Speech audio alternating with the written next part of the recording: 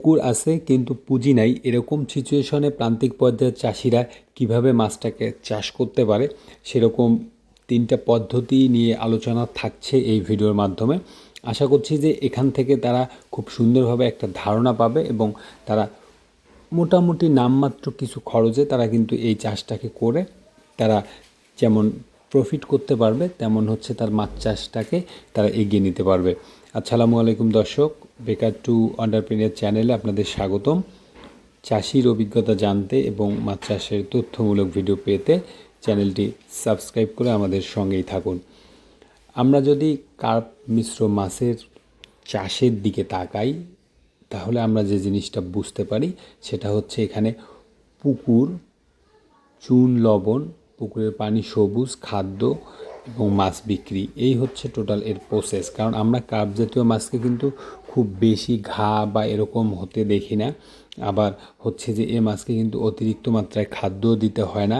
Carp জাতীয় মাছের একটা জিনিস ভালো, সেটা হচ্ছে এই মাছটা অতিরিক্ত মাত্রায় এই লেভেলের জ্যান্টেল যে সে তার পেট ভরে গেলে আবার বাড়তি খাদ্য সে খায় না। যেখানে পাঙ্গাস বা হচ্ছে তেলাপিয়া, এই মাছগুলো কিন্তু তার সামনে খাদ্য পেলেই তারা খায়। তার পেট কতটুকু জায়গা আছে বা কতটুকু জায়গা নেই এরকম কোনো কিছু কিন্তু ব্যাপার না। তো আমরা যদি কার্প জাতীয় মাছের দিকে তাকাই তাহলে আমাদের পুকুরটা মোটামুটি একটা ভালো পরিবেশ এইরকম থাকা উচিত যে পুকুরে আলো বাতাসের ব্যাপারটা যাতে থাকে, বড় গাছপালা না থাকে, বা থাকলে আমরা ডালগুলো কেটে দেব যাতে পাতা পড়ে পুকুরের পরিবেশটা খারাপ না হয়। পুকুরে যাতে সূর্যের আলোটা পড়ে, কারণটা হচ্ছে যে সূর্যের আলো থেকেই যেহেতু আমরা এই সবুজ কণা বা পুকুরে প্রাকৃতিক খাদ্যগুলো তৈরি হবে, এই কারণেই আসলে কার্প জাতীয় মাছের পুকুরে মোটামুটি এরকম ক্যাটাগরি কিন্তু থাকা উচিত। তো আমরা প্রথম যে পদ্ধতিটার কথা বলছি, প্রথম যে পদ্ধতিটার কথা আমি বলছি সেটা হচ্ছে যে সিলভার ব্রিগেড মাছকে টার্গেট করে মাছ চাষ করা। আমি আমার চ্যানেলে আপনারা যারা দীর্ঘদিন থেকে এই ভিডিওগুলো দেখছেন তারা জানেন যে আমি আসলে প্রান্তিক পর্যায়ে চাষিদের প্রবলেমগুলো সলভ করার জন্য বা তাদের ভুলভ্রান্তিগুলোকে সলভ করার জন্য চেষ্টা করছি, এবং সেই সাথে সাথে তাদের কি ঘটতিছে বা মাঠ পর্যায়ে কী অবস্থা তাদের, সেগুলি তুলে আনার চেষ্টা করতেছি। তো আমরা যে জিনিসটা দেখছি এখানে সেটা হচ্ছে যে আমরা যদি এই সিলভার কার্প বা ব্রিগেড কাপকে টার্গেট করে মাছ চাষ করি তাহলে এখানে কিন্তু খরচ অনেকটাই কম। এর কারণ হচ্ছে যে এদেরকে ডিরেক্ট ফিড খাওয়াতে হয় না, আর এরা যা খায় তা হচ্ছে এই আপনার পুকুরের যে সবুজ কণা, জু প্লাঙ্কটন বা ফাইটো প্লাঙ্কটন, এগুলোর মধ্যেই মূলত হচ্ছে যে এরা একটু জু প্লাঙ্কটনটাকে কম খায়, ফাইটো প্লাঙ্কটনটাকে একটু বেশি খায়, বা পুকুরে যে পানিটা সবুজ হয় এই সবুজ যে কারণে দেয় সেটাই, বা উদ্ভিদ কণা আমরা বলে থাকি।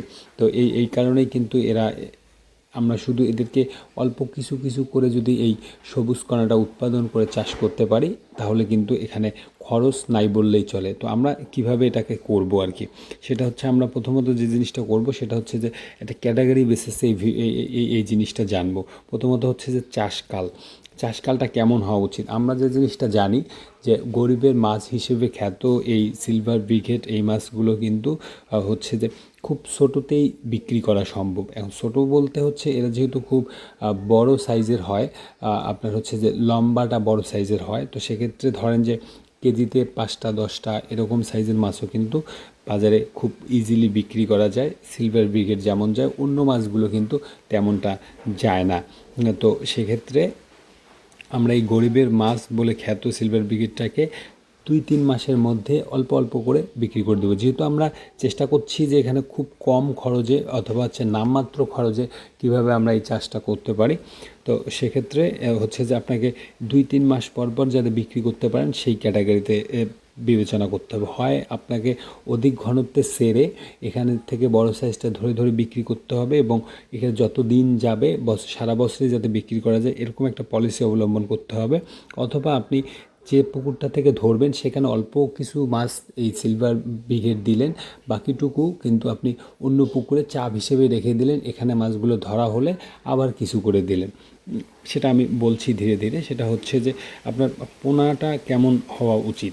পোনাটা হওয়া উচিত এরকম যে আপনার আপনি ধরেন যে শতাংশে এখানে 10টা বা 20টা করে দিলেন আপনার প্রজেক্টে, এখান থেকে 10-15টা আপনি ধরে বিক্রি করে দিলেন, আবার এখানে 10-15টা ঢুকাই দিলেন।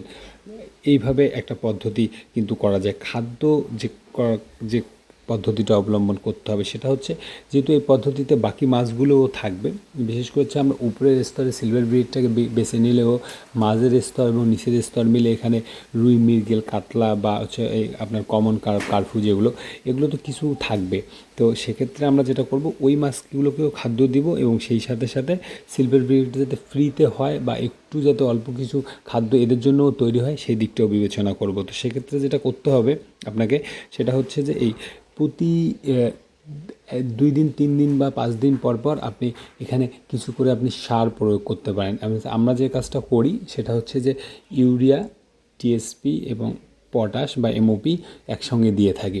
তো আপনার এখানে যেটা করবেন সেটা হচ্ছে যে আপনি ইউরিয়ার সংখ্যাটা একটু বেশি দিতে হবে, কারণ ইউরিয়াটাই মূলত হচ্ছে যে নাইট্রোজেনটাই মূলত হচ্ছে যে ইয়াটা তৈরি করে, পুকুরের পানি সবুজের ব্যাপারটা তৈরি করে। এখানে শুধু এটা দিয়েও আপনি তৈরি করতে পারবেন, অথবা আপনি যদি আরেকটু সলভেন্ট হন তাহলে আপনি ইউরিয়া, টিএসপি এবং এমওপি, এটা যে কম্বিনেশনটা আছে, ধরেন যে আপনি প্রতিদিন যদি আপনি দেন বা হচ্ছে আপনি প্রতিদিন যদি, আমরা যে কাজটা করি সেটা হচ্ছে যে মাসে 2 বার দিয়ে থাকি, 2-3 বার। তো এখানে 100 গ্রাম 150 গ্রাম করে দেয়া হয়।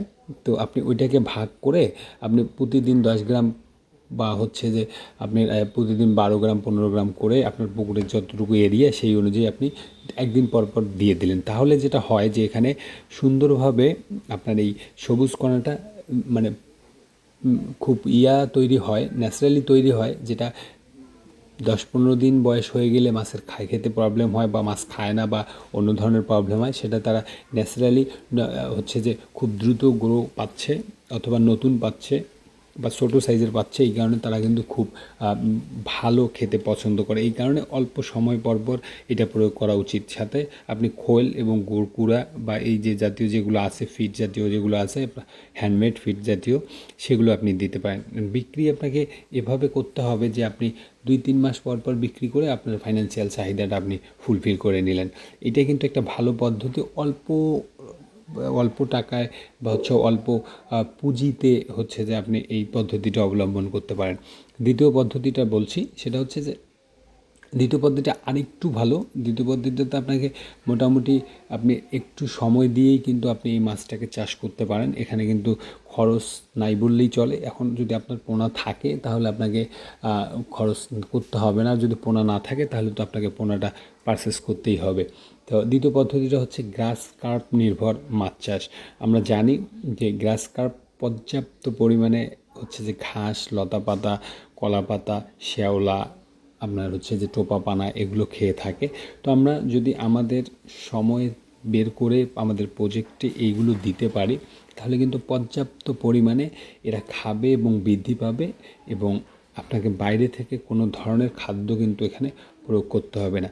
চাষ পদ্ধতিটা হওয়া উচিত হচ্ছে গ্রাস কার্পের এরকম যে এখানে আপনার যদি পুকুরের পরিবেশ ভালো থাকে তাহলে আপনি যে কাজটা করবেন যে এরা হচ্ছে যে যাতে শতাংশে 15, 20, 30টা বা 40টা পর্যন্ত আপনি দিয়ে দিলেন, সাথে বাকি যে মাছগুলো আছে বাকি মাছগুলো একটু কমায় দিলেন। গ্রাস কাপের পায়খানা খুব ইম্পর্টেন্ট কিন্তু প্রজেক্টের জন্য, কারণটা হচ্ছে গ্রাস কাপের পায়খানা কিন্তু এই যে রুই, আপনার হচ্ছে তারপর হচ্ছে যে সিলভার ব্রিগেড, এগুলো কিন্তু পর্যাপ্ত পরিমাণে খায়।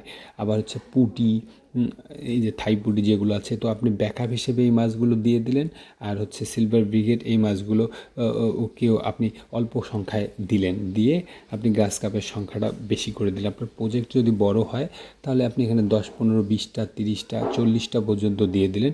যেটা করতে হবে সেটা হচ্ছে যে 2 মাস 3 মাসের মধ্যে কিছু ধরে বিক্রি করে দিতে হবে, কারণ যেহেতু অধিক সংখ্যায় থাকছে তো সেক্ষেত্রে 4-5 মাস 8 মাস হয়ে গেলে কিন্তু এটা বৃদ্ধি কমে যাবে বা ঘনত্ব বেড়ে যাওয়ার কারণে কারণে বিভিন্ন ধরনের প্রবলেম হতে পারে। তো হচ্ছে খাদ্য আপনি যেটা করবেন যে আপনার প্রজেক্টের নির্দিষ্ট জায়গায় খাদ্যটা দিবেন, যাতে প্রজেক্টের ছড়ায় খাদ্যটা দিতে না হয়। এই সম্পর্কে আমি বিস্তারিত অনেক ভিডিওতে বলেছি, তারপর একটু বলি। সেটা হচ্ছে যে আপনি এই নির্দিষ্ট একটা জায়গায় এই কারণে দিতে হবে যে আপনি লক্ষ্য করলে জানবেন যে মাছগুলো যাতে ছড়িয়ে ছিটিয়ে খাদ্য খুঁজে খুঁজে তাদের কষ্ট করে খেতে না হয়। আমরা যদি হচ্ছে যে এই প্রজেক্টগুলোর দিকে দেখি, মোটা তাজাকরণ প্রজেক্টগুলোর দিকে দেখি, তাহলে দেখব যে ব্রয়লার বা গরু এগুলোকে নির্দিষ্ট জায়গায় রেখে খাদ্য দিতে হচ্ছে, যাতে তাদের মুভমেন্টটা যাতে কম থাকে। তাহলে তাদের কিন্তু শারীরিক পরিশ্রম কম হবে এবং তাদের খুব দ্রুত তাদের যে ওয়েট এটা কিন্তু গেইন হবে। তো সেক্ষেত্রে মাছের ক্ষেত্রে আপনি যে কাজটা করবেন যে আপনি একটা নির্দিষ্ট জায়গায় খাদ্য দিবেন, পর্যাপ্ত পরিমাণে খাদ্য দিবেন এবং এভাবে বিবেচনা করবেন যে আপনি যে খাদ্যটা দিচ্ছেন মোটামুটি ওটা সারাদিনের ওরা শেষ করতে পারছে কি না। মূলত এই দিকটা বিবেচনা করে আপনি খাদ্যটা দিবেন। আপনি কলা পাতাগুলো দিলে যে কাজটা করতে হবে, কলা পাতার মাঝে যে ডাঁড়িটা আছে সেটা প্রজেক্টে না দিয়ে সিলে একটু দেন, তাহলে যেটা হবে যে আপনার প্রজেক্টের পরিবেশটা ভালো থাকবে। এছাড়াও আপনি প্রজেক্টের পাশে বা পুকুরের পাশে যদি নেপিয়ার ঘাস দেন, লাগান, তাহলে যেটা হয় যে পর্যাপ্ত পরিমাণে কিন্তু এখান থেকে নেপিয়ার প্রজেক্টে দেওয়া সম্ভব। পর্যাপ্ত পরিমাণে তারা খায়। এছাড়াও তারা ধান, বিশেষ করে আমি জানি অনেকেই হচ্ছে যে এই ধান বের হচ্ছে এমন সময়ে এই ধানের আটিগুলো কিনে বা ধানগুলো ডিরেক্ট কিনে প্রজেক্টে দেয়, দিয়ে খাদ্য করে। আমি বাকি যে জিনিসটা আমি আপনাদের বলবো সেটা হচ্ছে যে আপনি এভাবেই কন্টিনিউ করলে আপনার প্রজেক্টে কিন্তু খরচ অনেকটাই কমে যাবে। বাকি মাছগুলো কিন্তু রেজাল্ট বেশ ভালো হবে। এছাড়াও আপনি বাকি যদি মাছ একটু বেশি থাকে তাহলে অল্প কিছু করে খাদ্য, খৈল এবং চুন, লবণ যে পদ্ধতিগুলো আছে আমাদের কার্প জাতীয় মাছের, সেগুলো আপনি বিবেচনা করবেন। আরেকটা ব্যাপার হচ্ছে যে বিক্রি, এইটাও কিন্তু আপনি 2-3 মাস পর মোটামুটি 3-4 মাস পরে আপনি এখান থেকে বড় সাইজেরটা ধরেন আর ছোটো সাইজেরটাই ধরেন না কেন, আপনি একটা ধরে বিক্রি করে দিয়ে আপনি 5-10 টাকা করে মাছ শতাংশে কিন্তু কমাই দিলেন। এরপরে আর 1 মাস 2 মাস পরে আবার কিছু কমাই দিলেন। এভাবে কিন্তু আপনার মোটামুটি আপনার যদি সময় থাকে তাহলে কিন্তু আপনি এই গ্রাস কার্প দিয়েও কিন্তু পর্যাপ্ত পরিমাণে প্রফিট করতে পারেন আপনার প্রজেক্টটাকে রান করার জন্য প্রাইমারি লেভেলে। আরেকটা পদ্ধতি হচ্ছে, আমি যে জিনিসটা জানি সেটা হচ্ছে যে খুব ইজিলি কিন্তু এই পদ্ধতিটা অবলম্বন করে আমরা কার্প জাতীয় মাছের চাষটা শুরু করতে পারি। সেটা হচ্ছে যে প্রায় খুব কম খরচেই আমরা কিন্তু রেনু চাষ করতে পারি। রেনু কিন্তু খুব সেন্সিটিভ এখন না, কারণ হচ্ছে আপনাকে যেটা কাজটা করতে হবে সেটা হচ্ছে আপনি প্রজেক্টের পানি যদি আপনার 3-4 ফিটের মধ্যে থাকে তাহলে আপনি কিন্তু পর্যাপ্ত পরিমাণে রেনু আপনি করতে পারবেন। আমাদের যেটা প্রবলেম হয় নতুন চাষিদের সেটা হচ্ছে এরা ওই সময়টা রেনুটাকে আগাম ছেড়ে দেয়। পানির টেম্পারেচারটা আপনারা জানেন যে মে জুন জুলাইয়ের ওই দিকটাতে আসলে টেম্পারেচারটা একটু বেশি থাকে, এই কারণে তাদের আসলে বেশি ক্ষতি হয়। এছাড়াও রেনু চাষ সংক্রান্ত হিউজ পরিমাণ ভিডিও আমার চ্যানেলে আছে, আপনি ওখান থেকে দেখে নিন। কোনো কনফিউশন থাকলে আপনি প্রশ্ন আমাকে কমেন্টে করতে পারেন। তো রেনু চাষের ব্যাপারটা আমি যে জিনিসটা বলার ট্রাই করছি সেটা হচ্ছে যে এখানে 60-70 দিন বা 90 দিনের মধ্যে অথবা 1-1.5 মাস পরেই কিন্তু আপনি এটাকে মোটামুটি সেল করে দিতে পারবেন। কিন্তু আমার কাছে একটা ভালো পদ্ধতি হচ্ছে যে আপনি মোটামুটি 25-30 দিনের মধ্যেই কিন্তু এটাকে সেল শুরু করতে পারবেন। কিভাবে করবেন আমি সেই জিনিসটা বলছি। সেটা হচ্ছে যে রেনুর পুকুরে আমরা যদি হচ্ছে যে রেনুর পুকুর প্রস্তুতির যে ব্যাপারটা, আপনার পুকুরে রাক্ষসী স্বভাবের মাছ না থাকলে এটা আপনাকে, রাক্ষসী স্বভাবের মাছ থাকলে এটা আপনি মেরে ফেলবেন বা হচ্ছে শুকিয়ে করবেন। এরপরে হচ্ছে পুকুরে চুন দিতে হবে। এরপরে পুকুরে হচ্ছে আপনাকে প্রথমে পানি দিতে হবে, তারপরে চুন দিতে হবে, তারপরে রেনু ছাড়ার আগে একটু কীটনাশক ব্যবহার করতে হবে যাতে পুকুরে পোকামাকড় তৈরি না হয়।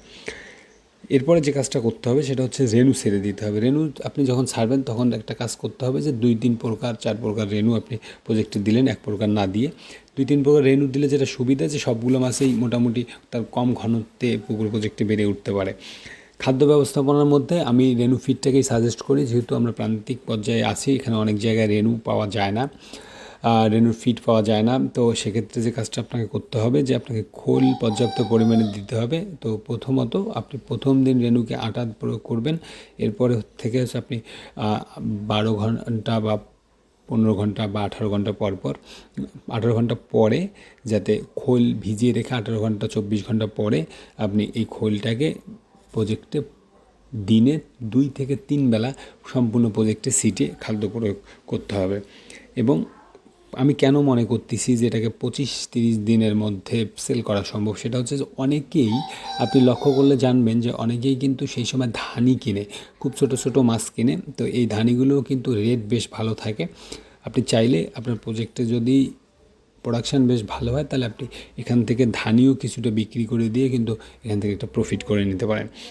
এটা একটা ব্যাপার। এরপরে হচ্ছে যে আপনার 1 গিট 2 গিট সাইজের যে রেণুগুলো আছে বা হচ্ছে পোনাগুলো আছে, ফিঙ্গারলিং সাইজের পোনাগুলো আছে, এই ফিঙ্গারলিং সাইজের পোনাগুলো কিন্তু আপনি মোটামুটি আমাদের এখানে 45-50 দিন থেকে বিক্রি করা সম্ভব। মোটামুটি 60-70 দিনের মধ্যে এগুলো আপনি বিক্রি করে দিয়ে আবার নতুন করে ছাড়তে পারেন। এভাবে কিন্তু আপনি একটা বেশ ভালো, এখানে কিন্তু খুব কম খরচ হতে পারে। কারণটা হচ্ছে ধরেন আপনার যদি 2 কেজি রেণু লাগে, আপনার ছোটো প্রজেক্ট যদি হয় 2 কেজি